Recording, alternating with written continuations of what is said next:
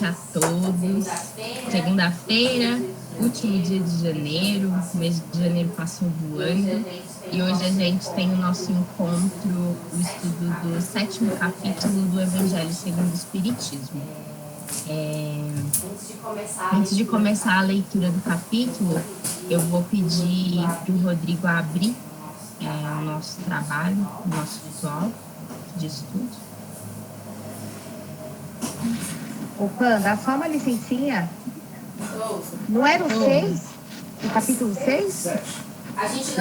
A gente leu o capítulo 5 e 6 no último encontro, hoje é o 7º. Vixe, então tá bom. Por bom de costume, né? A gente, na abertura desse ritual, né? A gente convida todos a acessar essa energia, por meio da nossa fé, por meio da nossa oração. E aí eu convido todos a fechar os olhos. E nesse momento a gente se conecta ao propósito, né? Do estudo, do conhecimento, da nossa evolução pessoal, da nossa evolução espiritual. E nesse propósito a gente abre essa energia, né? A energia de comunhão. E aí a gente eleva essa consciência para cima, pede o coramento de Jesus, Maria, ao Pai, Deus Todo-Poderoso. E para fortalecer essa energia, vamos em nossa oração. Pai nosso, que estais nos céus, santificado seja o vosso nome, venha a nós o vosso reino, seja feita a vossa vontade, assim na terra como no céu. O nosso de cada dia nos dai hoje, Senhor. Perdoai as nossas dívidas, assim como nós perdoamos aos nossos devedores, e não nos deixeis cairmos em tentação. Mas livrai-nos do veneno, Senhor, de todo mal. Aiã, Jesus, Maria, José. Ave Maria, cheia de graça, o Senhor é convosco. Bendita sois vós entre as mulheres, bendito é o fruto do vosso ventre, Jesus. Santa Maria, Mãe de Deus, rogai a Deus por nós, rezadores, agora e na hora de nossa ascensão. Aiã, Jesus, Maria e José. Que assim seja. E assim seja. Então, essa energia aqui no nosso altar.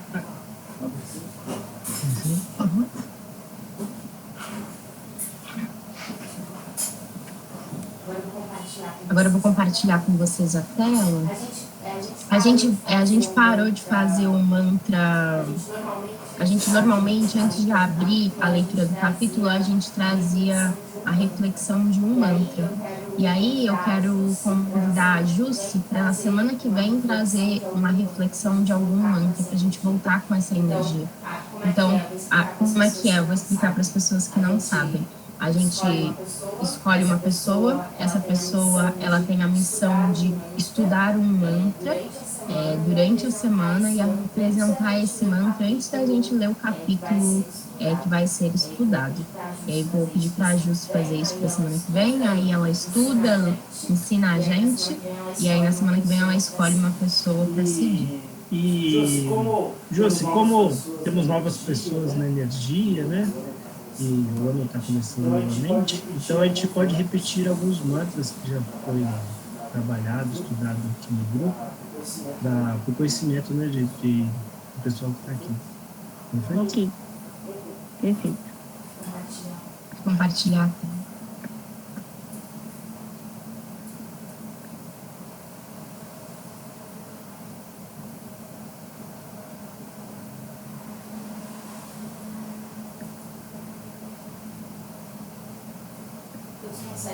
Todos conseguem ver?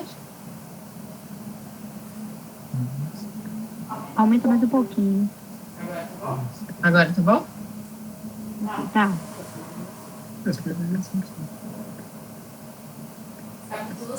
Capítulo 7. Bem-aventurados os pobres de espírito. O que se deve entender por pobre de espírito, aquele que se elevar será rebaixado. Mistérios ocultos aos sábios e prudentes, instruções dos espíritos, o orgulho e a humildade, missão do homem inteligente na terra. O que se deve entender por pobre de espírito? Bem-aventurados os pobres de espírito, porque deles é o reino dos céus. Mateus, versículo 3. A incredulidade se diverte com esta máxima: bem-aventurados os pobres de espírito, como com muitas outras coisas que não compreende. Entretanto, Jesus não se refere aos pobres de espírito como a homens desprovidos de inteligência, mas aos humildes. Ele diz que o reino dos céus é destes e não dos orgulhosos. Os cientistas intelectuais, segundo o mundo, têm geralmente tão elevada opinião de si mesmos e de sua superioridade que consideram as coisas divinas como indignas de sua atenção.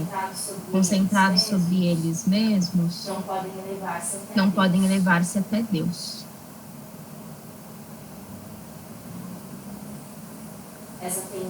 Essa tendência de se acreditarem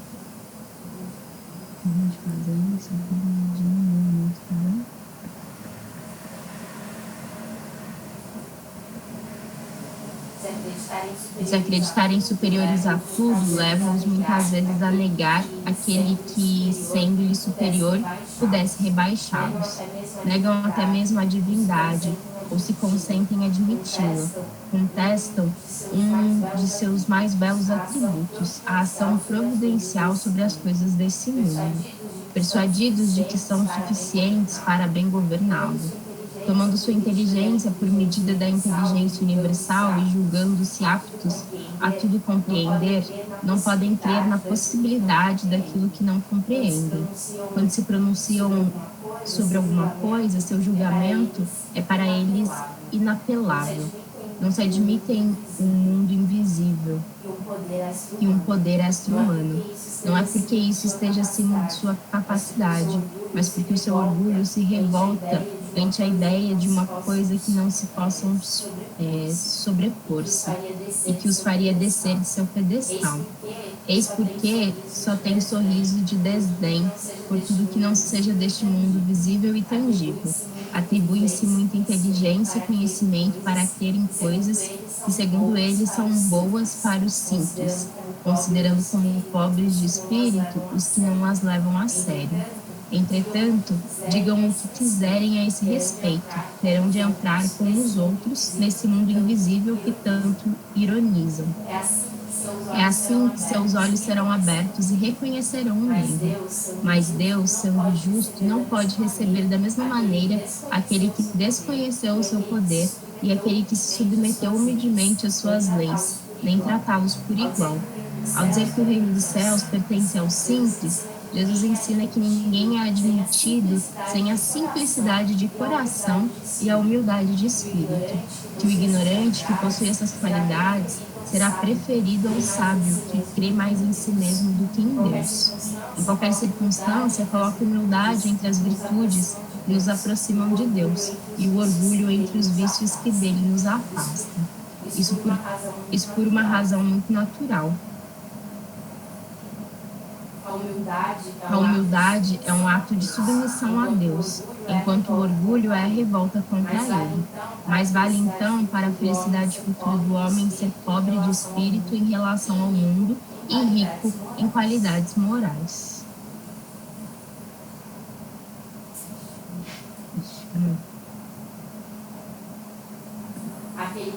Aquele que se elevar será rebaixado.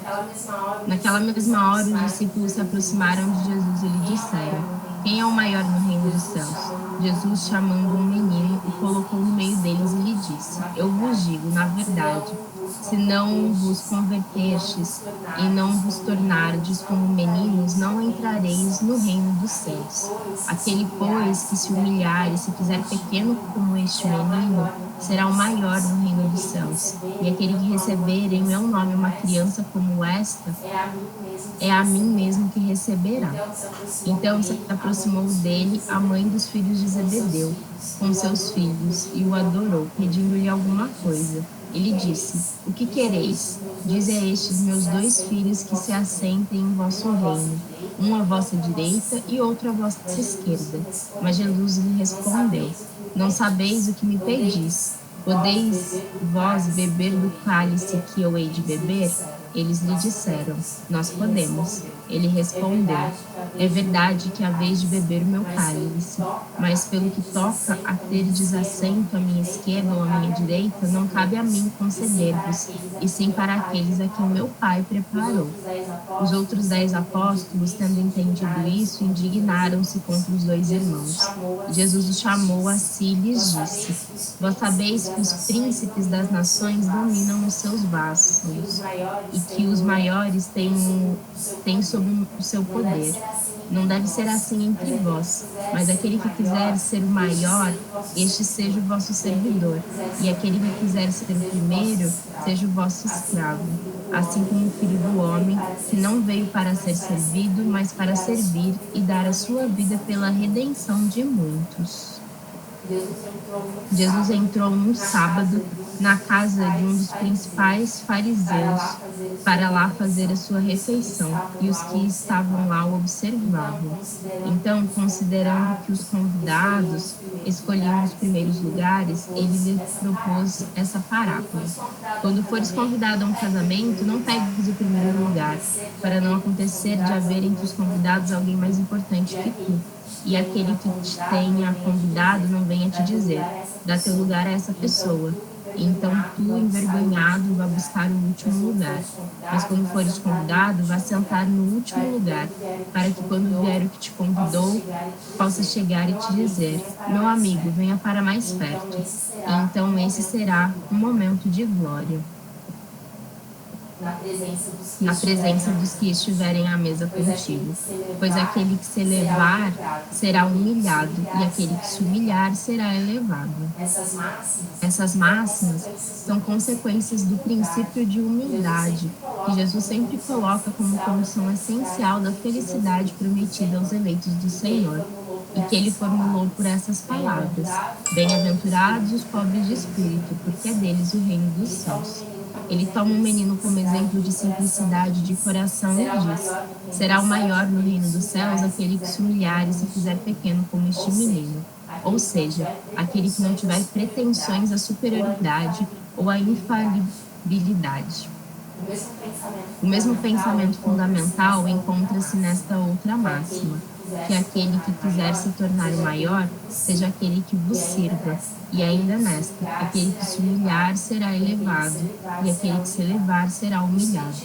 O Espiritismo vem confirmar a teoria pelo exemplo, mostrando-nos que os grandes no reino dos espíritos são os que foram pequenos na terra, e que frequentemente são bem pequenos os que foram grandes e poderosos.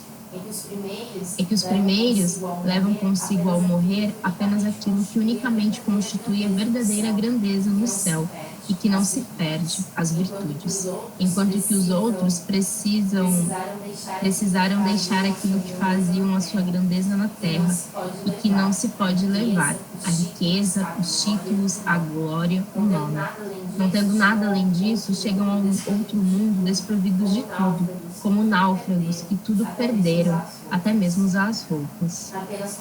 Apenas conservam um orgulho, que torna a sua nova posição ainda mais humilhante, pois vem acima deles e resplandecente de glória aqueles que espizinharam na terra.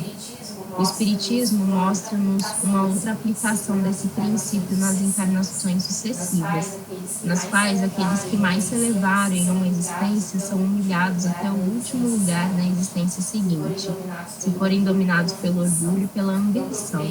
Não procureis, pois, o primeiro lugar na terra, nem vos coloquei acima dos outros, se não quiserdes ser obrigados a descer. Procurai, ao contrário, o lugar mais humilde e modesto, pois Deus saberá dar-vos o mais elevado no céu, se merecerdes. Mistérios ocultos aos sábios e prudentes. Naquele tempo, respondendo, disse Jesus: graça vos dou, meu Pai, Senhor do céu e da terra, por teres escondido essas coisas aos sábios e aos prudentes, e por tê-las revelado aos simples e aos pequenos.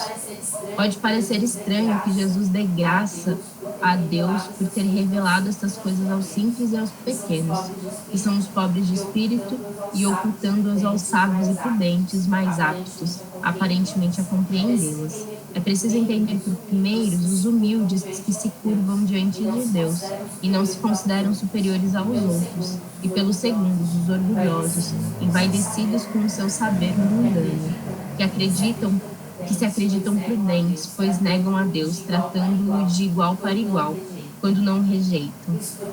Isso porque na antiguidade, sábio era sinônimo de douto. Assim, Deus lhe deixa a busca pelos segredos da terra e revela os do céu aos simples e aos humildes, que se curvam diante dele. Assim ocorre hoje com as grandes verdades reveladas pelo Espiritismo. Certos incrédulos se admiram de que os espíritos se esforcem tão pouco para convencê-los, e que esses últimos se ocupam dos que buscam a luz como boa fé e humildade, e não os que acreditam possuir toda a luz e parecem pensar que Deus deveria estar contente de os conduzir a ele, provando-lhes a sua existência. O poder de Deus se revela tanto nas pequenas como nas grandes coisas. Ele não coloca a luz sob o alqueire, mas a derrama por toda parte. Só cegos não a veem. Deus não quer abrir-lhes os olhos à força, já que lhes apraz mantê-los fechados. O seu momento chegará, mas é preciso, antes de tudo, que sintam as angústias das trevas e reconheçam Deus, não o acaso, mas na mão que lhes fere o orgulho. Ele emprega os meios que lhe convém, segundo os indivíduos, para vencer a incredulidade. Não cabe ao incrédulo prescrever-lhe o que fazer ou dizer. Se quereis me convencer, é preciso que faças aquilo, isto ou aquilo, naquele momento e não em outro, pois esse momento me convém. Que os incrédulos não se espantem, pois se Deus e os espíritos que são os agentes de sua vontade não se submetem às suas exigências, perguntem o que diriam se o último de seus empregados lhe quisessem fazer imposições. Deus impõe condições que não se submete a elas. Ouve com boa vontade aqueles que se dirigem a ele com humildade, e não aqueles que se julgam mais do que ele. Deus disse-á, não poderia tocá-los pessoalmente por meio de sinais evidentes, em presença dos quais o incrédulo mais obstinado teria de curvar-se? Sem dúvida, o poderia, mas nesse caso, onde estaria o seu mérito? E depois de que serviria a isso? Não se vê todos os dias recusar a evidência, e dizem até, se eu visse, não acreditaria, pois sei que é impossível. Se eles se recusam a reconhecer a verdade, é que o seu espírito ainda não está maduro para compreendê-la, nem o seu coração para senti-la. O orgulho é a venda que lhes tapa a visão. De que adianta mostrar a luz a um cego? É preciso antes curar a causa do mal. Eis porque, sendo hábil médico, ele castiga primeiramente o orgulho. Não abandona seus filhos perdidos, pois sabe que cedo ou tarde seus olhos se abrirão, mas quer que o façam por sua própria vontade. E então, vencido pelos tormentos da incredulidade, atirar-se-ão por si mesmos em seus braços, e como filho pródigo, lhe pedirão graça. Instruções dos Espíritos, o orgulho e a humildade. Que a paz do Senhor esteja convosco, meus caros amigos. Venha a tua voz para encorajar-vos a seguir o bom caminho. Aos pobres espíritos que antigamente habitavam na terra, Deus dá a missão de vir esclarecer-vos. Bendita seja a graça que Ele nos concede, de poder nos ajudar no vosso aperfeiçoamento. Que o Espírito Santo me ilumine, torne minhas palavras compreensíveis e que me conceda a graça de colocá-las ao alcance de todos. Todos vós, encarnados, que estáis sob o jugo da dor e buscai a luz, que a vontade de Deus me favoreça para fazê-la resplandecer aos vossos olhos. A humildade é uma virtude bem esquecida entre vós. Os grandes exemplos que vos foram dados são bem pouco seguidos. E, entretanto, sem humildade, podeis ser caridosos para com o vosso próximo? Ah, não, pois este sentimento nivela os homens, mostra-lhes que são irmãos. e devem ajudar-se mutuamente e os leva ao bem. Sem humildade, enfeitai-vos de virtude que não tendes, como se estivesseis usando uma vestimenta para esconder as deformidades do corpo. Lembrai-vos daquele que vos salva, lembrai-vos da sua humildade, que o fez tão grande e o elevou acima de todos os profetas. O orgulho é o terrível adversário da humildade. Se o Cristo prometeu o reino dos céus aos mais pobres, é porque os grandes da terra imaginam que os títulos e as riquezas eram as recompensas de seus méritos e que a sua essência era mais pura que a do pobre. Acreditavam que essas coisas lhes eram devidas. E é por isso que, quando Deus as retira, acusam-no de injustiça, irrisão e cegueira. Deus vos distingue do corpo, pelo corpo. O corpo do pobre não é o mesmo que o do rico. O Criador fez duas espécies de homens. Tudo quanto Deus fez é grande e sábio. Não lhe atribuais as ideias concebidas pelos vossos cérebros orgulhosos. Rico, enquanto dormes em teus aposentos faustosos, ao abrigo do frio, não sabeis quantos milhares de irmãos iguais a ti jazem na miséria? O infeliz que sofre com a fome não é teu igual? A estas palavras o teu orgulho se revolta, bem sei. Tu consentirás em lhe dar a esmola, mas em apertar-lhe fraternalmente a mão jamais. Que, dizes tu, eu nascido de sangue nobre, importante na terra, serei igual a esse miserável que anda em trapos? Vá, utopia desses pretensos filósofos. Se fôssemos iguais, por que Deus o colocaria tão baixo e a mim tão alto?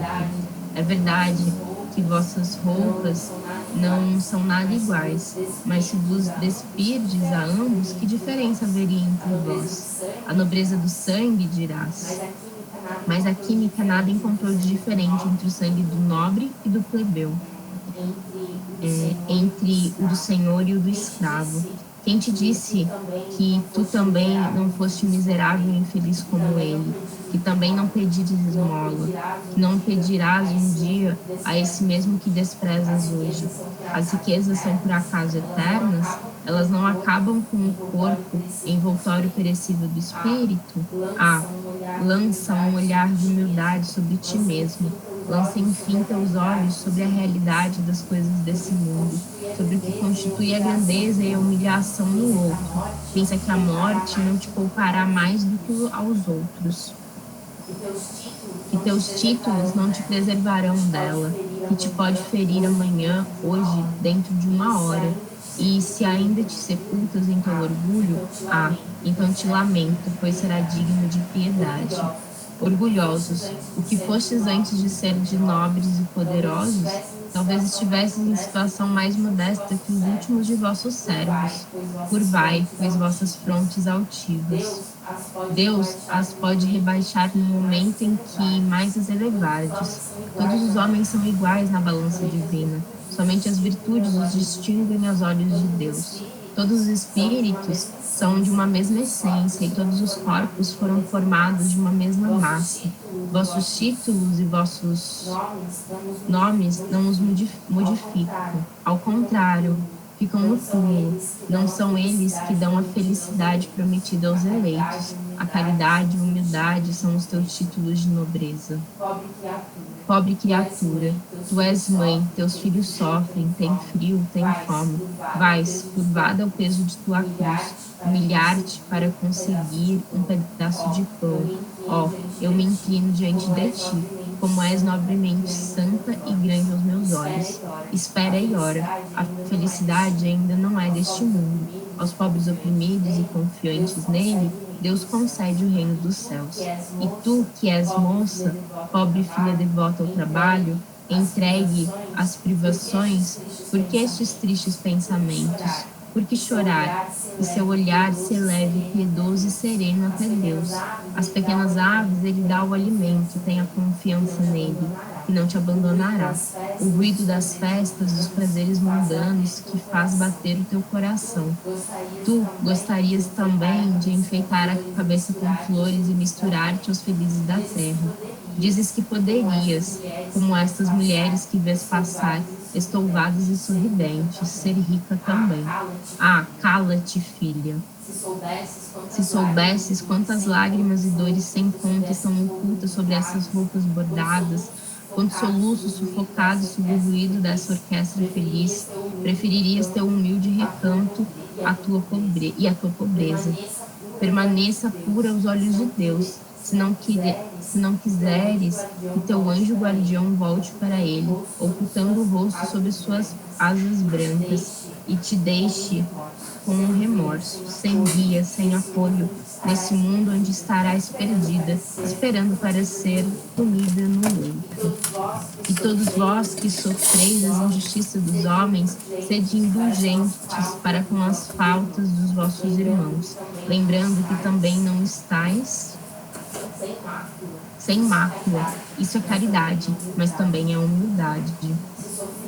Se sofredes com calúnias, curvai a fronte sobre esta prova. Se vos importa as calúnias do mundo, se vossa conduta é pura, Deus não pode vos compensar? Suporta com coragem as humilhações dos homens. Suportar com coragem as humilhações dos homens é ser humilde e reconhecer que só Deus é grande e poderoso. Ah, meu Deus! Será preciso que o Cristo venha uma segunda vez à terra para ensinar aos homens as tuas leis, por eles esquecidas? Deverá ele expulsar ainda os vendilhões do templo que maculam a tua casa, esse recinto de orações? E quem sabe, homens, se Deus vos concedesse essa graça, talvez o renegasseis como outrora. Vós o chamaríeis de blasfemo por vir abater o orgulho dos fariseus modernos. Talvez ainda os faríeis recomeçar o caminho de Gólgota. Quando Moisés recebeu os mandamentos da lei de Deus no Monte Sinai, o povo de Israel, entregue a si, abandonou o verdadeiro Deus. Homens e mulheres entregaram o seu ouro e suas joias para a fabricação de um ídolo que eles adoraram. Homens civilizados, fazeis, no entanto, como eles. O Cristo vos deixou a sua doutrina, vos deu o exemplo de todas as virtudes, mas abandonastes exemplos e preceitos. Cada um de vós, carregando suas paixões, fabricou um Deus de acordo com a sua vontade, para uns terrível e sanguinário, para outros indiferente com os interesses do mundo. O Deus que fizestes é ainda o bezerro de ouro, que cada um apropria a seu gosto e as suas ideias. Despertai, meus irmãos, meus amigos, que a voz dos Espíritos vos toque o coração. Sede generosos e caridosos, sem ostentação, ou seja, fazei o bem com humildade, que cada um vá demolindo pouco a pouco os altares erguidos ao orgulho. Numa palavra, sede verdadeiros cristãos e atingireis o reino da verdade. Não duvideis mais da bondade de Deus, já que Ele vos envia tantas provas. Vimos preparar os caminhos para a realização das profecias. Quando o Senhor vos der a manifestação mais contundente de sua clemência, que o enviado celeste vos encontre reunidos numa grande família, que os vossos corações, doces e humildes, sejam dignos de ouvir a palavra divina que Ele virá vos trazer. Que o eleito encontre somente palmas colocadas em sua estrada pelo vosso retorno ao bem, à caridade, à fraternidade, e então o vosso mundo se tornará o paraíso terreno. Mas se permanecerdes insensíveis à voz dos Espíritos, encaminhados para purificar e renovar a vossa sociedade civilizada e rica em ciência, e não obstante tão pobre em seus sentimentos, nada nos restará senão chorar e lamentar pela vossa sorte. Mas não, assim não será. Voltai-vos a Deus, vosso Pai, e então todos nós que trabalhamos para a realização de sua vontade, entoaremos o cântico de agradecimento ao Senhor por sua inesgotável bondade e para glorificá-lo por todos os séculos, assim seja. Homens, por que lamentais as calamidades que vós mesmos acumulastes sobre vossas cabeças? Desprezastes a santa e divina moral do Cristo. Não fiqueis, pois, admirados de que a taça da iniquidade tenha transbordado por toda parte. O mal-estar se torna geral. A quem responsabilizar, senão a vós mesmos, que procurais sem cessar destruir-vos uns aos outros? Não podeis ser felizes sem mútua benevolência? E como a benevolência pode coexistir com o orgulho? O orgulho está aí a fonte de todos os vossos males. Consecrai-vos, pois, a tarefa de destruí-los, se não quiseres perpetuar as tuas funestas consequências.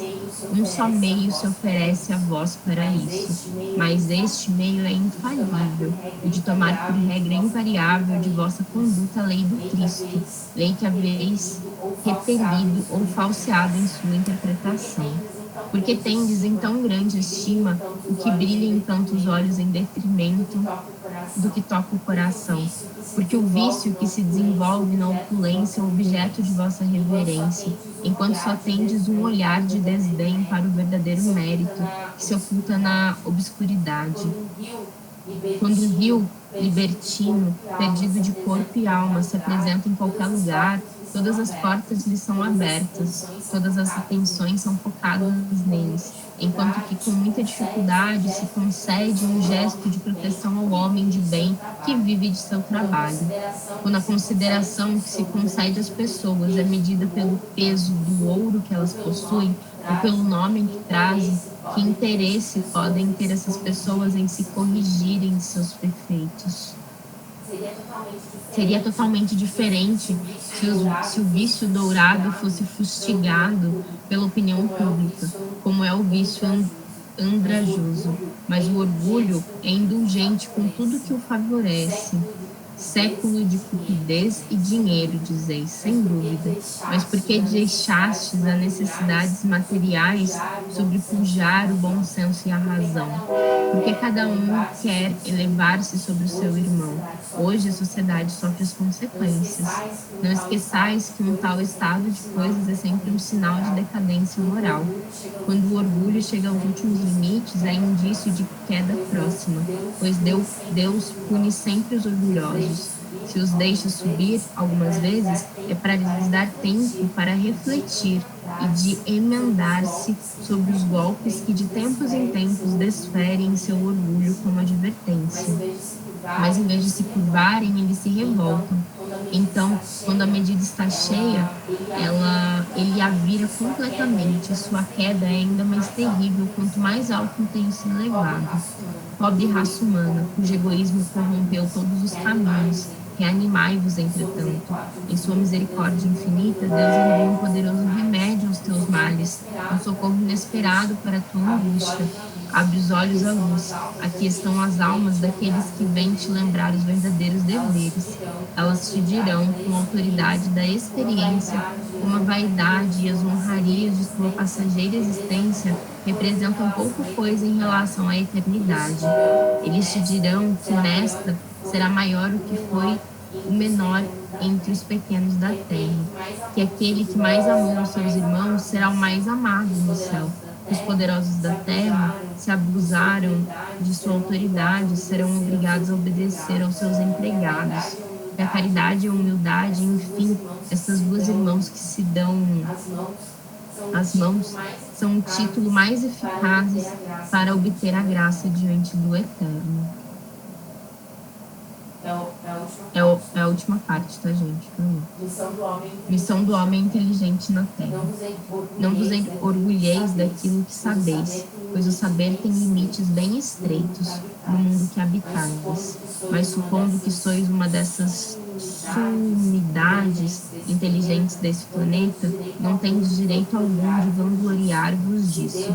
Se Deus, em seus desígnios, vos fez nascer no meio no qual pudestes desenvolver vossa inteligência, foi por querer que façais uso dela em benefício de todos, pois é uma missão que vos dá, colocando em vossas mãos o instrumento com a ajuda do qual podeis desenvolver, por sua vez, as inteligências retardatárias ao vosso redor e reconduzi-las a Deus. A natureza do instrumento não indica o uso que dele deve se fazer. A enxada que o jardineiro coloca nas mãos de seu servente não lhe mostra o que deve cavar. E o que direis se esse servente, em vez de trabalhar, erguesse a sua enxada para golpear o seu mestre. Diríeis que isto é horrível e que ele merece ser expulso. Pois bem, não acontece o mesmo com aquele que se serve de sua inteligência para destruir a ideia de Deus e a providência entre seus irmãos? Não ergueu ele contra o seu senhor a enxada que lhe foi dada para cultivar o terreno? Tem ele direito ao salário prometido ou merece ao contrário ser expulso do jardim? Ele será, não duvideis, e suportará existências miseráveis e cheias de humilhação, até que se curve ante aquele a quem tudo deve. A inteligência é rica em méritos para o futuro, mas com a condição de ser bem empregada. Se todos os homens bem dotados dela se servissem segundo a vontade de Deus, a tarefa dos espíritos seria mais fácil para fazer avançar a humanidade. Infelizmente, muitos fazem dela instrumento de orgulho e de perdição para si mesmos. O homem abusa de sua inteligência, bem como de todas as suas faculdades, e não obstante, lhe faltam lições para diverti-lo, que uma poderosa mão pode tirar-lhe o que ela mesma lhe deu.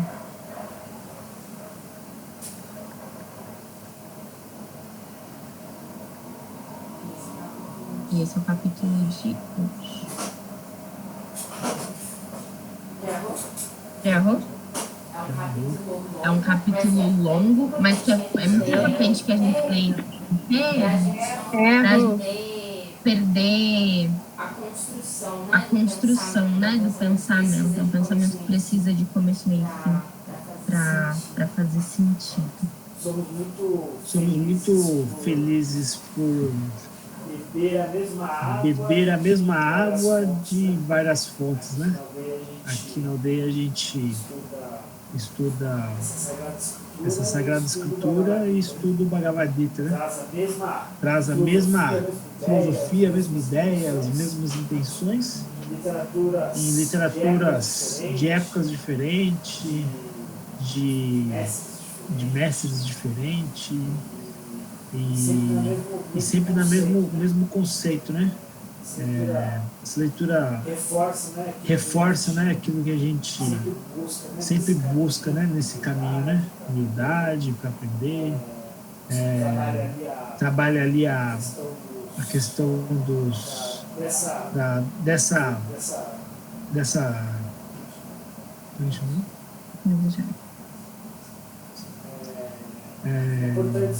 a importância, né, da humildade, de sermos iguais, né, de buscar a igualdade, enfim, traz muita reflexão, né, principalmente no texto do mundo, assim. Ele traz muita questão de que é muito fácil a gente se alimentar da energia da vaidade, do ego, né? Entender que é muito fácil, né, a gente se colocar numa posição de que somos merecedores, né? Então, a gente tem isso na vida porque Deus nos abençoou com isso e a gente tem que aproveitar. E aí é muito fácil a gente se perder na energia do ego, exatamente. A corrupção é muito fácil, né? Eu achei bem interessante a parte que ele trouxe a questão dos outros deuses, né? Que ele traz a energia do... ele traz a lembrança, né, da galera que construiu o bezerro de ouro, né? E aí, para quem está chegando, principalmente as pessoas que têm o viés do protestantismo, né, dos evangélicos, pode achar que quando chega na aldeia, vê as imagens lá, né, as demais murtis, e aí pensa assim, mas vocês adoram outros deuses. E aí ele mostra nesse texto, na Bíblia também, né, que a criação de um bezerro de ouro não é a adoração de Deus, é a adoração da vaidade, dos prazeres ali. Quando a gente vê as murtis no céu, a gente não está adorando a Deus, a gente não está adorando a vaidade, o dinheiro, o orgulho, a gente está adorando, a gente tem ali a representação de uma energia divina, porque a gente entende que Deus é um só. São facetas. Exatamente. Então, é muito importante a gente saber separar isso, né? Quando a gente olha na nossa vida, né, para pessoas ali, você vê, tipo, a galera que é católica, né, tem diversos santos, né, e aí, por vezes, ao longo da vida, eles são questionados, dizendo que eles adoram os santos, que eles adoram outros deuses, quando, na verdade, não. Eles estão... É uma energia, é a energia do divino. Por momento algum, eles estão adorando o dinheiro, eles estão adorando o ego. É só uma aparição. Exatamente, é uma forma de chegar mais pertinho deles na energia do divino, mas a energia do divino é um só. E aí a gente tem que ter muita atenção em relação a isso, né? Nesse campo de julgamento, né? Porque o julgamento também nos faz entender que estamos acima, né? E aí, se a gente se sente acima, a gente está sendo feito pelo ego. E aí, tipo assim, tá garantido a sofrência no Tá mais longe do caminho. Exatamente. Que é o que fala do começo da leitura. Exatamente. Humildade sempre, né? E aí, uma outra parte, só para finalizar a nossa partilha, que é algo que a gente conversa muito mais, né? Que fala muito sobre é a questão da caridade, né? A gente traz a energia de... que a gente sempre conversa, né, de tipo assim, mas se eu tô indo doar, se eu tô indo entregar, significa que eu tô alimentando o meu ego. A chave, a resposta tá aqui no livro. Ele traz assim, você tá entregando algo que você quer entregar, mas se você precisasse pegar na mão dessa pessoa, você pegaria? Ou você só tá entregando a distância para tirar uma foto? Então, eu acho que a resposta tá aí. A gente doa, mas a gente doa ali um alimento, um brinquedo, uma roupa, e se a pessoa chegar pra gente e falar assim, olha, eu não quero esse alimento, eu preciso de um abraço. Você tá disposto a dar esse abraço na pessoa? Se você não estiver disposto, é porque você tá fazendo pelo ego. Agora, se você estiver disposto a dar o abraço, é porque você não tá fazendo pelo ego, você tá fazendo no caminho certo. Acho que é isso. Vamos abrir aí pros comentários, hoje a gente falou bastante.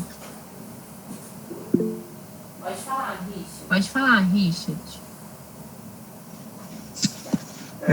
Boa noite aí de novo, né? Eu vi no texto aí, né, segundo o Espiritismo, que diz que a gente não vive num planeta em que a gente consegue ser completamente feliz, né? Logicamente a gente está buscando isso a todo instante, né? Aqueles que estão despertos, né? Mas que isso vai mudar, né? Edivaldo Franco, por exemplo, fala muito sobre isso, Chico Xavier, em alguns livros também, né? Eu não posso falar com a propriedade porque eu não li, tá? Mas o próprio Chico Xavier falava desse novo mundo, né? Do planeta Gaia, né? Que vai virar um planeta de regeneração, né?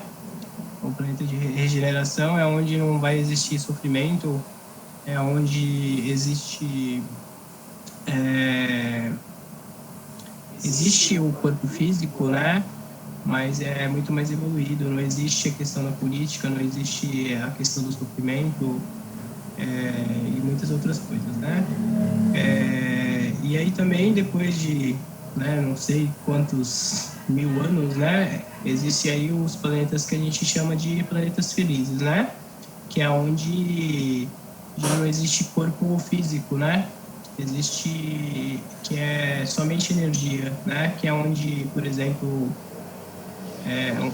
um exemplo que eu posso dar é o Sol, né, que é um planeta de, vamos dizer, né, que é um planeta de terceira grandeza, né, que é chamado de um planeta de terceira grandeza, e que é onde Mãe Maria, né, mora, né? Mãe Maria, ela é até difícil esse entendimento, né? Eu até estou tentando compreender, estudar sobre isso, e é onde existe o planeta feliz, né? Que é onde não existe o que existe no mundo em que nós vivemos, né? Então, foi falado também sobre humildade, né? Então, Eu venho praticando bastante essa questão da humildade, de aprender a fechar minha boca, né, a guardar questões que... Pelo menos já deu 3 anos sobre isso. A guardar questões que me são apresentadas e que eu não preciso sair falando para as pessoas, né, o que é, o que não é, porque aquilo que é me apresentado, que a espiritualidade confia em mim, eu devo manter para mim e não devo sair falando para as pessoas, né? Principalmente para quem não consagra das medicinas, né? Quando você fala de uma pessoa, você vai falar para uma outra pessoa que não consagra a medicina que existe uma criança que está dentro de você, né? Uma criança interior, a pessoa vai achar que você está maluco, né? Então, felizmente ou infelizmente, é falta de humildade de alguma forma, né? Então, o pensamento que eu tenho sobre a questão da felicidade que foi citado, né, nesse momento é esse. Então, gratidão. É muito importante que a gente aprenda a respeitar os pisos de consciência, né? Então, se a gente sente que algo é algo agressivo para alguém e a gente mesmo assim se dispõe a falar, a gente está falando por vaidade, a gente está falando para mostrar que a gente é superior. Então, é uma coisa que a gente fala muito, né? Que se o que for sair da tua boca não for medicina, opte pelo silêncio, né? E a gente fala muito isso. Isso é uma verdade muito grande na nossa vida. A gente vive falando pro outro que a gente vai entrar em mal, né? Porque a gente entende que as nossas palavras, elas não podem ser agressivas para os pisos de consciência que não atingiram os pisos de consciência que a gente tem. Porque a gente, se a gente usar dessa forma, a gente está sendo vaidoso, a gente está sendo egóico. E aí a gente está indo em contramão da evolução. É justamente isso. Gratidão pela partilha, Richard. Vou abrir para a Cris agora. Gratidão por ter me ouvido.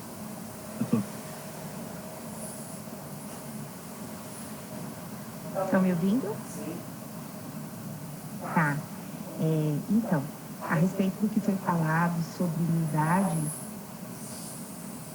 sobre ser pequeno e merecer mais, assim, digamos, ter maior merecimento, né? Eu consigo entender bem. Isso daí me é bem familiar por conta de outras leituras, né? Do tempo que eu frequentava a igreja e tudo mais. Eu consigo entender perfeitamente. Eu queria trabalhar 2 assuntos. Um deles eu não sei bem se é isso mesmo que eu ouvi. Tem uma parte que fala... Não, vamos logo para a parte que mais me pega, né? Você entrou sobre a questão de adorar os ídolos. Eu queria entender um pouco melhor essa questão da energia que você colocou, né? Peraí, calma, deixa eu ver se eu consigo me expressar. Eu consegui entender.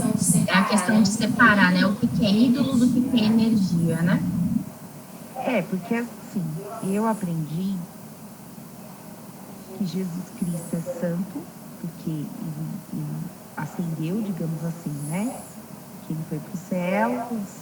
Aí eu não vou conseguir explicar. Me explica só o lance da energia, para eu entender melhor. Quando você vê uma imagem, você trabalha a energia. Isso que você falou. Cris, você assistiu o filme da Cabana? Eu assisti. Mas eu não lembro muito, faz tempo. Você lembra que quando Deus, né, na forma de mulher, ele começa a explicar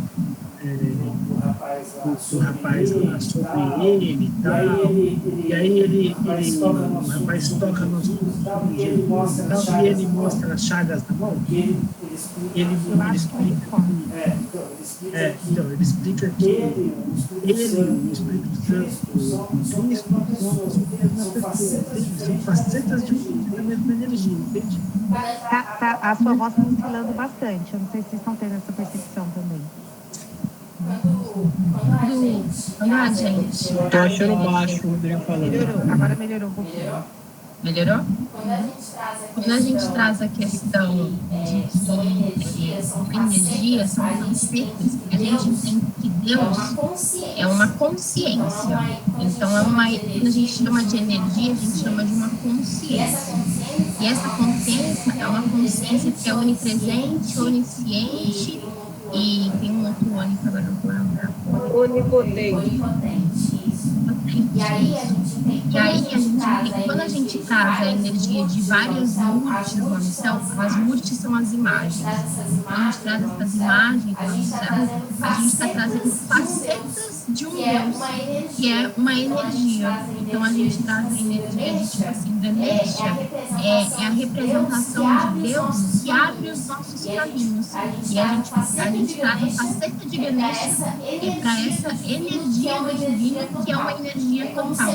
É como se a gente pegasse Deus e desmembrasse ele, mas não para a gente adorar uma parte, mas para trazer maior entendimento para a nossa mente de um Deus, é um só, mas ele é tudo. Entende? Maria, né? Maria tem várias aparições, né? Em vários lugares do mundo tem aparições de Maria, né? Nossa Senhora de Rosa Mística, Nossa Senhora Aparecida, Nossa Senhora de Fátima, todas é a mesma Maria, né? De Jesus. São aparições diferentes da mesma energia, entende? São consciências da mesma energia, onde Maria também é Deus, Jesus é Deus. Porque a gente nós somos Deus, nós somos parte de uma energia divina. Quando traz ali na vida, né, tem algumas partes da Bíblia que falam que o nosso corpo é templo de Deus, significa que nós somos parte do divino. Então, tudo é Deus. A questão é que é desmembrado. Tipo assim, ó, se todos nós somos templo do divino, então significa que existem 8 bilhões de partes de um divino, porque tudo é Deus. E aí, esse Deus, a gente entende como uma energia, uma consciência que se apresenta, entende? Eu entendo assim. Na minha cabeça eu entendo assim, que existe Deus e tudo é criação dele. Mas que nem na questão de Maria, por exemplo, eu a observo assim. Que é uma pessoa que alcançou graça. Tipo assim, hoje em dia o Vaticano, quando eles querem santificar uma pessoa, ela precisa de certos critérios, ter feito certas coisas, ajudado a humanidade de certa forma, né? E assim, a pessoa foi tão boa, tão bacana, que outras pessoas, quando querem alcançar alguma graça, mentalizam naquela pessoa e aquilo acontece, não necessariamente por conta da pessoa, mas pela fé dela. E aquilo acontece, se eu não me engano, acho que três casos, assim, de tipo, eu preciso de tal coisa, então eu vou pensar na Madre Teresa. Né? E aí aconteceu algumas vezes. Aí a partir dali, aquela pessoa ela pode ser santificada, pode ser elevada nesse critério de santo. Então, quando eu penso em Maria, eu penso assim, naquela pessoa que foi agraciada para carregar no ventre de Jesus Cristo e sofreu de forma terrível, porque né, o filho sendo crucificado. Ela tem, assim, uma elevação espiritual maior, mas eu não consigo percebê-la como Deus. Na verdade, eu não consigo pensar em nenhum tipo de Deus da forma feminina. Então, dentro do universalismo, a gente entende que tudo é Deus. A gente não divide essa questão de gênero, né? O gênero feminino, masculino, a gente entende que é uma divisão. E aí no universalismo a gente transforma tudo em um. Então não existe o homem ou a mulher, existe uma energia. Nós temos dentro de nós a energia do masculino e do feminino. E aí a gente olha, quando a gente olha para Maria, a gente olha como uma representação do divino, né? Um instrumento de Deus, mas é uma representação do divino. Dentro do universalismo a gente enxerga tudo isso como uma energia de um único Deus. É uma forma de Deus se apresentar. É mais ou menos isso. Tá, mas vocês entendem Maria como essa representação de Deus? No sentido como se ela fosse Jesus Cristo? Tipo, Não, ela não é Jesus. Ela é uma forma de Deus se apresentar. Mais ou menos isso. Deus, ele tem um projeto para todos, né? Entendemos que Deus está presente no passado, no presente e no futuro, né? Então, quando Deus criou o projeto de trazer uma afeição dele, né, uma imagem e semelhança dele, que era Jesus, nessa terra, ele intelectuou Maria para estar nesse caminho, para ser instrumento disso. Todos nós somos instrumento da missão divina. Maria é um instrumento de Deus. E aí, quando a gente traz a energia do instrumento, é porque Deus, na magnitude dele, trouxe parte da energia dele, concedeu, né, parte da energia divina a Maria para que ela fosse instrumento dele. Exatamente. Sim, isso eu consigo entender. Esse lance do instrumento. A gente não unifica Maria, entende, Cris? A gente não unifica Maria. A gente não unifica o projeto do todo. A gente olha para uma energia única. A gente não separa. A gente não traz a energia da separação, a gente traz a energia da união. Não existe um segundo Deus chamado Maria. Deus é uma consciência. Deus é um só. E aí ele vai vinculando, ele vai escolhendo instrumentos. Na verdade, todos somos instrumentos dessa forma de se apresentar divino. Mas Deus é um só. Entendo. Mais pra frente eu vou entendendo mais, aos pouquinhos, tá bom? Muito obrigada. É que a gente não traz essa apropriação como único, entende? A gente não simboliza como Deus, sabe? Tipo assim, a gente não divide as deidades, entendendo que tudo está ligado a uma única fonte, com ramificações de uma única fonte. Maria, ela não tem um privilégio diferente, tipo, Samuel, caminhos até o divino, sabe? Sim, eu entendo ela como essa ferramenta, para que algo acontecesse, entendeu? Uma pessoa que foi agraciada, que foi merecedora, eu consigo perceber tudo, só não consigo entender como Deus.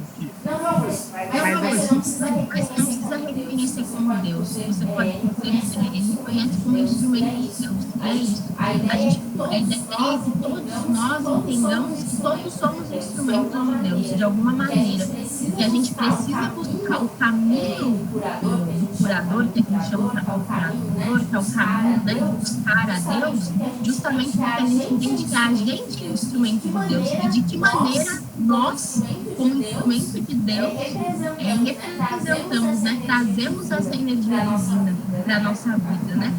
Quando a gente fala de Maria, é como se a gente falasse de Parvati.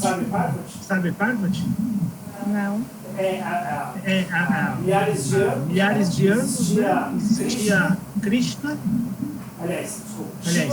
Shiva, Parvati e os dois Ganesha, né? São sincretismos, são formas distintas de contar a mesma história. A questão é existem religiões, porque as religiões precisam de maneiras distintas de se contar a mesma história. Mas a gente olhar para as histórias individualmente e buscar semelhanças delas, todas elas contam a mesma coisa. Existe um Deus uno, e que esse Deus uno, ele se ramifica ali, ele se apresenta às pessoas.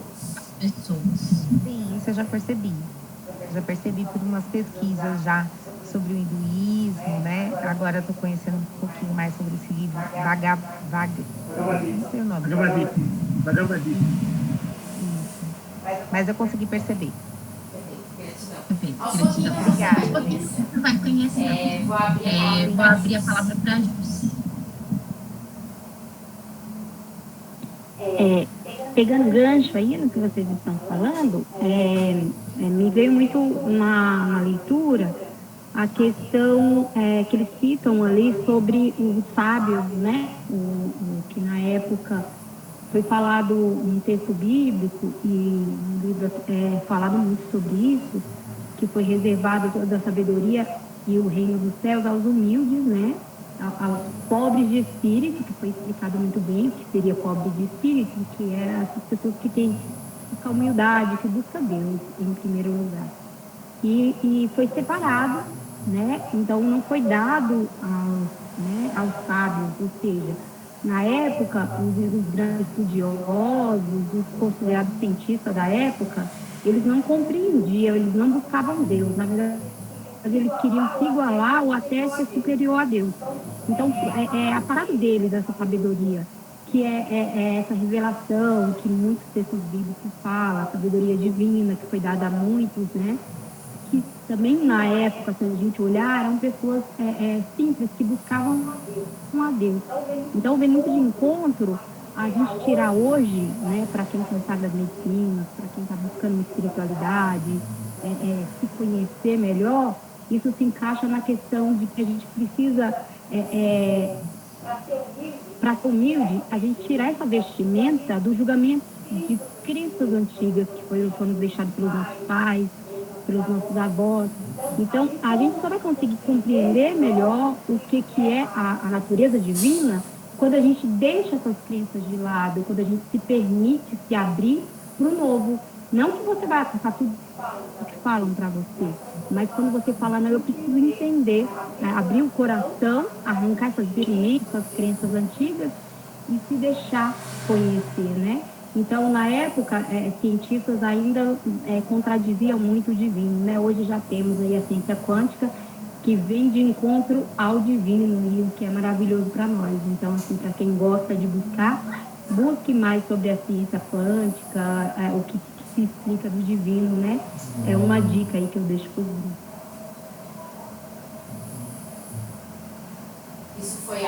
Isso foi algo que eu conversei com a Júlia esses dias, né? Que os nossos pais, a sociedade, tudo que nos permeia, né? Nos coloca em caixinhas, né?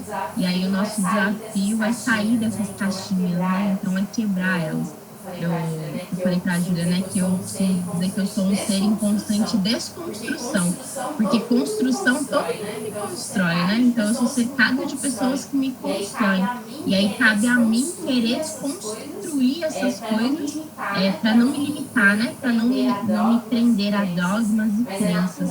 Mas é natural que as pessoas ao nosso redor nos construam, né? E aí a gente precisa ter esse desejo da desconstrução, né? De sair de dentro das caixinhas. E entender que não existe caixinha, que é tudo nos é permitido, né? Júlia, pode falar. Então, só para dizer que eu estou providenciando algumas ferramentas para acabar com tudo quanto é caixinha que aparecer na minha frente agora. É isso aí. É isso aí. Não. Pode falar, Alice. Pode falar, Alice. Na verdade, sou eu. E o meu celular falhou lá e daí eu estou assistindo pelo dela. E realmente eu tenho aprendido muito aqui, porque eu também era cheio de dogmas, né? Cheio de crenças limitantes. E graças a Deus, eu falo graças a Deus, né? Pelo ayahuasca, que vem me mostrando essas coisas que não têm limitações, né? Então, tudo isso que eu acreditava, estou igual você, Mohini, desconstruindo, sabe? Me tornando uma pessoa livre de crenças limitantes, e a crença tem sido uma coisa diferente agora. Hoje em dia, para mim, é muito gratificante, e eu sou muito mais feliz depois que eu compreendi certas coisas. Nossa, muita gratidão. O caminho da desconstrução é eterno, porque sempre vai ter gente para construir coisas em nós, né? Não tem como você não receber, né, construções, porque a gente vive em sociedade, né? Então a gente precisa, é o filtro, né? E aí quando eu falo da desconstrução, é pegar tudo que a gente recebe ali, que vai construindo a gente, que a gente passe pelo nosso filtro, absorva, né, o que vai nos ajudar a desenvolver, a melhorar, e que a gente desconstrua aquilo que vai nos limitar. Mas é um processo eterno, né, gente? Depois que você assume isso como verdade, é daqui até o fim da vida. Cris, eu vou voltar num assunto. Quando eu comecei, né, minha fala ali, falando que a gente toma da mesma água de várias fontes,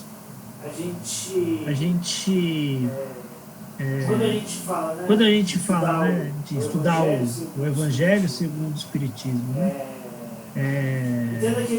entenda que a gente não está tentando, por meio desse estudo, tirar essa tua experiência, né? Tipo assim, a gente está tentando desconstruir, né? Tipo, esse estudo, né, não desconstrói aquilo que você acredita, né? É um olhar diferente para essa mesma, para esse mesmo caminho, entende?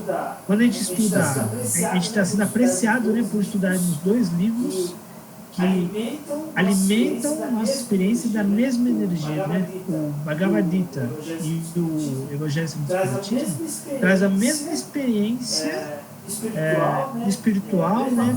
A mesma consciência, né, de construção de humildade, de construção do apego, ego, luxúria. As 2 escrituras trabalham as mesmas consciências e escrituras de milhares de anos de diferença uma da outra, né? Então, assim, são formas de um divino, né? A energia suprema, né? O Deus, a onipotência, trazer para o nosso conhecimento, mesmo em épocas diferentes, a mesma consciência. A gente não quer que você largue mão de tudo que você acredita, de tudo aquilo que te fundamentou. Isso não é verdadeiro para a gente. Nós temos uma caminhada de diversas coisas que nos construíram e que são importantes para a gente. A questão é a gente se abrir para o novo. É que aquilo que a gente crê, aquilo que é verdadeiro dentro da gente, não nos limite ao ponto da gente não conhecer o novo. Entende? Não é para você abrir mão de tudo que te foi ensinado, de tudo que te é verdadeiro. Não é essa a ideia. A ideia é que você se abra para os outros caminhos, para que você entenda aos poucos e de maneira amorosa, não traumática, e sim com muito amor, que todos os caminhos falam exatamente a mesma coisa. Que aquilo que você aprendeu na sua construção de vida em relação à fé, o hinduísta aprendeu, a galera da Umbanda, a galera do Espiritismo, a galera do Catolicismo, a galera do Islamismo, todos eles é a mesma, quando a gente fala a mesma água, no sentido de que Deus, ele só está usando de palavras diferentes para dizer a mesma coisa. E aí a gente não está pedindo para você abrir mão da tua fé, daquilo que te alicerça, não é isso. A gente só está te convidando, e é um convite, para que você observe as outras fontes e entenda que as outras fontes dizem a mesma coisa que você acredita. E o melhor de tudo, né? Deus nos deu o livre-arbítrio, né? A gente escolher o caminho, né? Mas todos os caminhos levam ao divino. Pode falar. Não, então, a respeito da questão da fé, a respeito dos livros, a mensagem do bem, a mensagem do que é certo, quando eles falam das leis, da doutrina, isso aí pra mim tá super de boa. Tô entendendo perfeitamente que são livros diferentes, que contam as mesmas histórias. Consigo perceber que os indianos, eles criaram as sua representação, a sua forma de Deus, de acordo com, sei lá, com a característica dele. Consigo perceber isso. Eu não estou tendo problema com isso. Eu só estou tendo um pouquinho de dificuldade porque são mais personagens, né? Vou colocar como personagem, assim, né? São mais personagens. E, assim, quando se trata eu entendo perfeitamente que tudo, até por conta, ficou muito forte isso por conta da experiência que eu tive com a ayahuasca, né? Que tudo é dele, que eu recebi a mensagem que até mesmo dentro do caos ele está, que tudo é um processo que ele supervisiona, que está tudo, isso aí eu percebo direitinho. Só que quando começa a entrar muitos nomes, muitas representações, eu tenho um pouco de dificuldade, mas eu sei que eu vou conseguir, porque se eu já estou aqui é porque eu já estou me abrindo para isso, né? Só que assim, gente, dá um pouco de timidez, porque eu me sinto, sei lá, como se todo mundo tivesse 1000 anos ali. E quando vocês começam ainda a falar de outros planetas, reencarnação dos outros planetas, aí buga mesmo. Fica bem difícil, mas eu consigo. E pra gente também é tudo novo. Estamos na jornada, então, tipo, o microfone está falhando um pouquinho, não sei se é o meu. O estudo é muito profundo, né? Somos... Oi? Voltou? Oi. Eu acho que é ela, viu, Rodrigo? Né? É quando a Cris abre aí pra Ah, tá. Entenda que somos eternos estudantes, né? E pra gente também, entenda que pra gente também é bem difícil. Shiva, por exemplo, tem 108 formas e nomes diferentes. Então, Shiva Nataraja, Shiva Shankara, Shiva Shambhu, tem várias personificações da mesma energia. E aí, quando você vai para Brahma tem um monte, Krishna tem um monte, enfim, Parvati tem um monte, tem, só que assim, são cada cultura tem toda a história daquela cultura, né? Então é um processo. E aí é justamente isso que você está trazendo, né? O fato de você querer aprender, você mostra para você mesma, e não para outras pessoas, mas para você mesma, que você está disposta a olhar com amor para as outras fontes, né? E apoiando. Mas é um processo, então tenha empatia com o teu processo, né? É pausado, né? A gente precisa entender que a tua vida foi construída em cima de uma única verdade. E hoje você está se abrindo para outras facetas da mesma verdade. Então essas facetas, elas vão ser incluídas dentro de você. E aí é você que determina se vai ser de forma amorosa ou não. E aí o meu conselho é que você faça isso de maneira amorosa e leve, respeitando o teu processo, os teus entendimentos. É muito mais fácil pelo amor. Mas é bom isso. Se você for estudar o yoga, por exemplo, você vai ter que estudar os Vedas, né? São uns 200 livros, vai estudar alimentação, ayurvédica, não sei o que, medicina, não sei o que. Para quem quer estudar, isso é um a palavra agora é da Edileide, que levantou a mão primeiro, depois o Richard.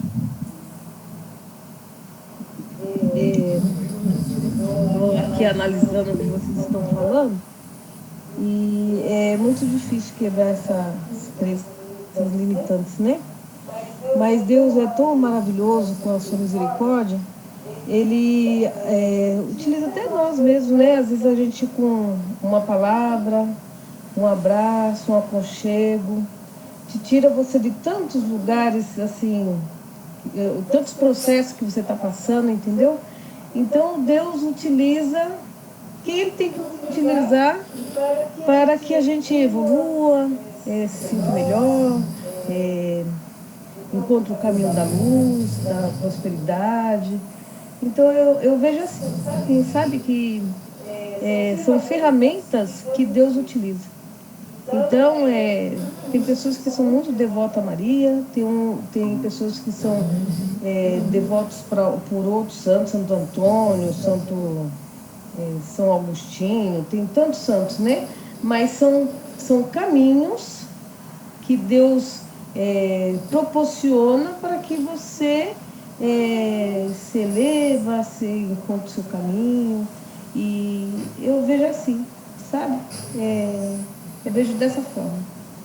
Mas eu tive que quebrar muitas crenças também, não foi fácil quando eu comecei. Eu fui criada no catolicismo e muitas coisas que eu vivenciei, né? Depois que eu comecei a tomar ayahuasca, eu tive que deixar muita coisa para trás que eu comecei a perceber que não fazia mais sentido, entendeu? É isso, Cris. Mas você está no caminho certo, isso mesmo.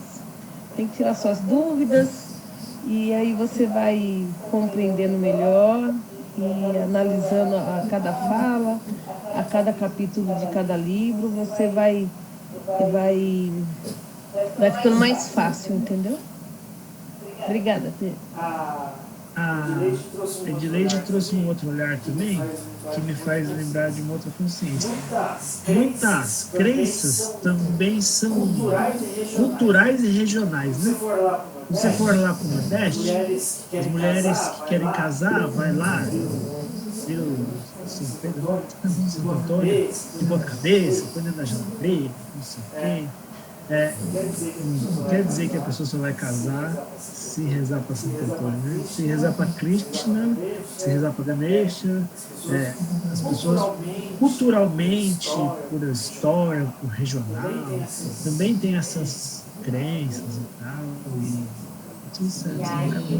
Aí eu queria falar para a Di, que depois que você desconstrói diversas coisas que para você entende, né, ao longo da sua caminhada para automaticamente a gente quer que as pessoas ao nosso volta, as pessoas que a gente ama também se libertem, né? E também saiam de dentro das caixinhas. E aí a gente precisa olhar com amor e entender que às vezes aquelas pessoas, elas precisam ficar dentro daquelas caixinhas e que aquelas caixinhas fazem total sentido para ela. Que a sua mudança não significa, não é a garantia da mudança do outro, né? Então que a sua desconstrução precisa ser uma desconstrução que acolha e que olhe com amor para as pessoas que continuam dentro das caixinhas, né? Respeitando o processo dela, entendendo que a verdade dela é a mesma que a tua, só que é de uma forma diferente. E aí acolher isso com amor. Eu acho que esse é um desafio. Sim, concordo plenamente. Concordo, tá certíssimo. Agora eu o Richard e depois o Jade. Cris, tá me ouvindo? Tô ouvindo. Ah, tá, perdão. Dentro das tradições, né, existem uma coisa que a gente chama de sincronismo, né? Sincronismo é sincronismo religioso, né? Sincretismo. Então, sincretismo, perdão.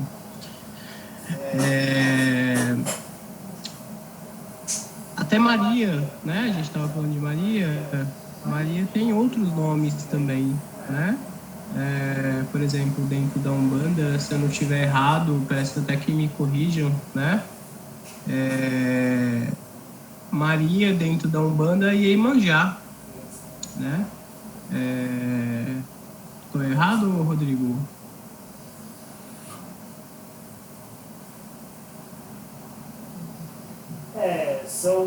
São culturas e religiões diferentes, né? Depende do campo que você está olhando, né? Se você olhar para uma faceta de Maria, você pode olhar para a Iemanjá. Se você olhar para outra faceta, você pode olhar para a Umbanda.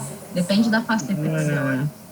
Então, tem essas facetas, né? Então, assim, dentro de outras culturas, de outras religiões, né? Pode se chamar Inaê, pode se chamar Isis, Janaína, Marabu, Maria, e por aí vai, né? Rainha do Mar, Sereia, e por aí vai, né? Por exemplo, Jesus Cristo dentro da Umbanda, né? conhecido como perdão, tá faltando a palavra. Oxalá. Como Oxalá, muito obrigado, né? Mas é a mesma energia, né? É o mesmo Deus, né? Então, só muda a forma cultural da religião de cada pessoa, né? Mas no fundo tudo é a mesma coisa, né?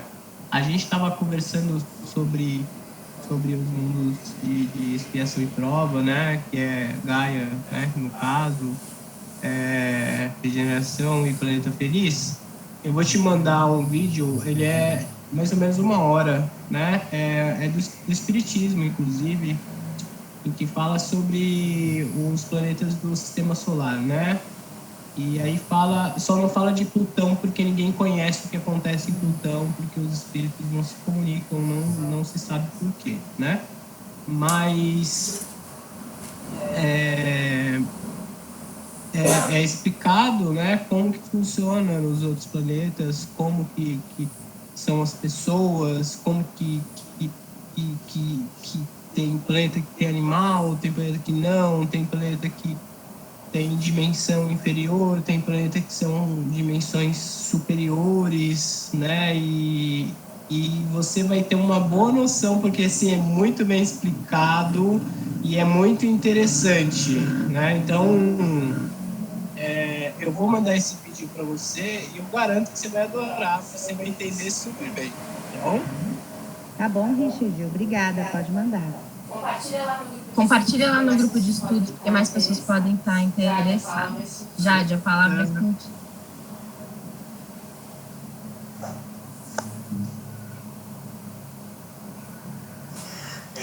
Já errou, seres de luz. Nossa, tem tanta coisa para falar sobre uma leitura tão intensa, tão maravilhosa. Na verdade, as crenças limitantes a gente vai aprendendo a quebrar um dia de cada vez, né? O processo é contínuo. A busca pela informação, a busca pelo crescimento, pela evolução espiritual é contínua. Mas claro que já foi muito pior, né? Quando a gente fez essa transição da era de peixes para a era de aquário, a humanidade sentiu muito. A evolução espiritual cresceu muito. Então é só gratidão, principalmente pelo grupo, pelo aprendizado, pelas medicinas. E é isso, já errou. E há quem diga, eu sou dessa opinião, que a gente ainda está sentindo a transição da era de peixes para a era de aquário. Só vou situar o povo que não entende muito disso. A gente vive eras, né? Desde a criação do mundo. Então, a criação do mundo vem de uma era e aí a gente vai mudando essa era. A gente estava na era de peixes. A era de peixes, ela tem a energia de um Deus, né? Olhando astrologicamente para isso, a gente traz a energia de um Deus, né? Da necessidade, olhando de uma forma bem simples e talvez pequena de explicar isso, a gente tinha a necessidade de um Deus para culpar sobre tudo. Então, tipo, eu mato porque Deus quis, eu amo porque Deus quis, eu vivo porque Deus quis. A gente tinha essa necessidade de terceirizar. A era de aquário, ela chega para trazer autorresponsabilidade, né? Então, eu me reconheço como parte de Deus. Então, se eu faço isso, é minha responsabilidade também, né? E aí é a era do autoconhecimento, é a era da necessidade das pessoas se entenderem, porque o autoentendimento traz a questão de se reconhecer como parte do divino. E é o que a gente está fazendo essa transição, né? E é tão importante e acho que cada vez tende a ficar mais forte, né? A gente está no comecinho da era de aquário. Mais alguém tem alguma coisa a trazer?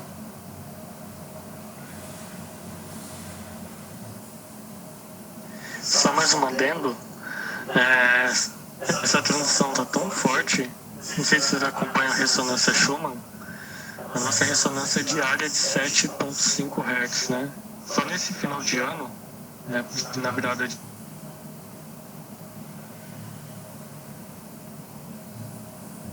Gente, eu não estou ouvindo mais. Essa ressonância chegou a 100.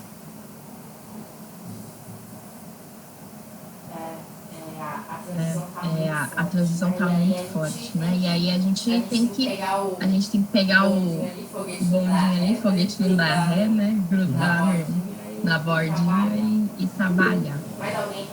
Mais alguém tem algo a dizer? Sim! Sucinto. Perdão? Seja sucinto. Não, vai ser bem sucinto. Bem sucinto. Chico Xavier já falava, né? Sobre essa transição planetária que a gente vai entrar, né? Nesse mundo de regeneração. Só que não é de uma hora para outra, né? É um processo, né? É um processo, né? Como tudo evolui, a regeneração também evolui, né? E eu ia citar uma outra coisa, mas eu acho que já falei bastante hoje. Bom, gratidão a todas as partilhas. Acho que foi bem rico o grupo de hoje. Eu vou pedir para o Rô fechar o nosso trabalho, nossa energia. E aí eu dou os informes gerais após isso.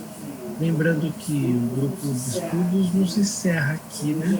Essa energia fica aberta no nosso grupo, no WhatsApp. E aí, em qualquer momento que vir uma dúvida, que você quiser partilhar de uma energia, essa energia está aberta ali, é só fazer a comunicação. Antes de fechar a energia, né? Como de costume, não sei se todos já conhecem a energia, a gente tem aqui na casa o tarô fitoenergético, né? E é um momento que a gente abre uma energia, a gente convida o irmão para abrir uma energia e trazer essa energia, né, para a vibração da semana, né? É uma energia bem importante, tem feito muito sentido. E aí hoje eu convido o Jade para nos trabalhar. Desculpa, Rodrigo, eu só gostaria de saber o que é fitoenergético. Fitoenergético é dos elementos da natureza, né? Do reino vegetal, né?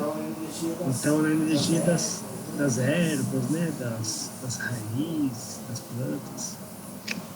E aí eu convido o Jade. A gente tem aqui nosso baralho, né? Nosso tarô. E aí a gente vai separar em 3 montes e eu vou pedir para você escolher um. Depois a gente vai escolher uma carta.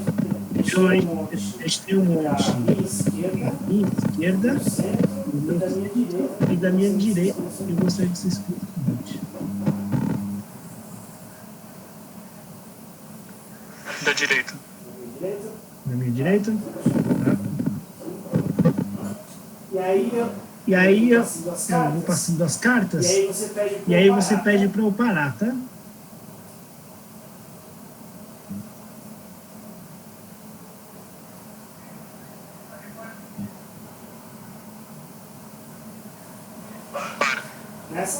Nessa?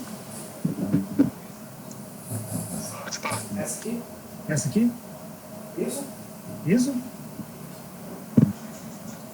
Bom, então a energia que o nosso irmão traz para o nosso grupo de estudos, né, para a nossa segunda-feira, uma energia que vai reverberar durante a nossa semana, durante essa energia que foi aberta, é a energia da erva Artemisia.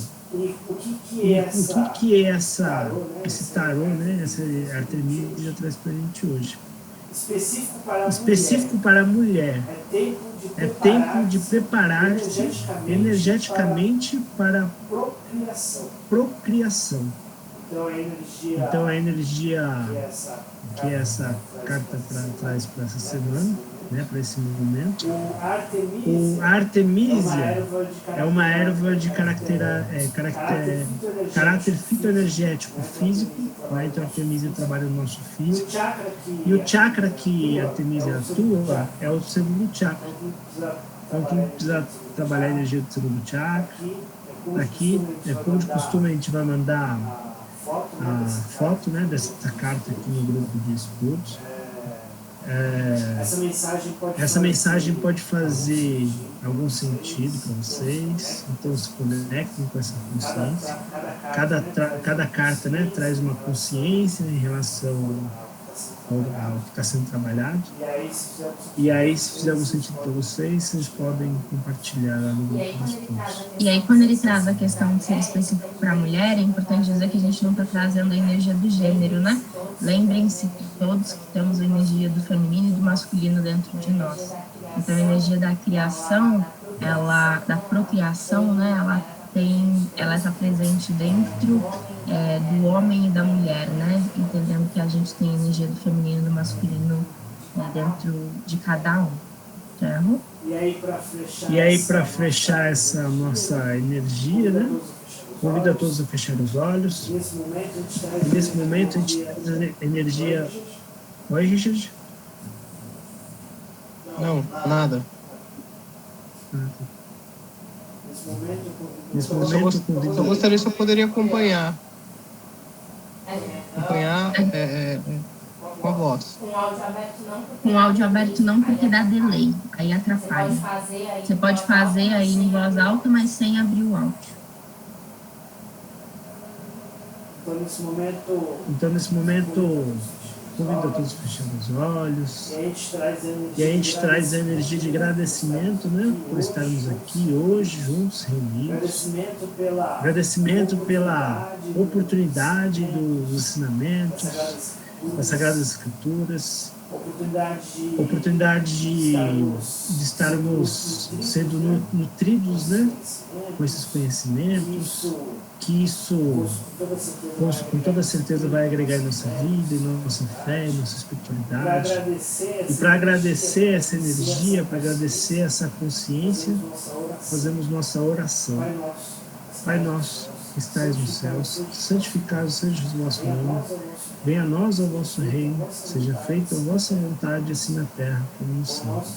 O pão nosso de cada dia nos dai hoje, Senhor. Perdoai as nossas dívidas, assim como nós perdoamos aos nossos devedores, e não nos deixeis cairmos em tentação. Mas livrai-nos, defendendo, Senhor, de todo mal.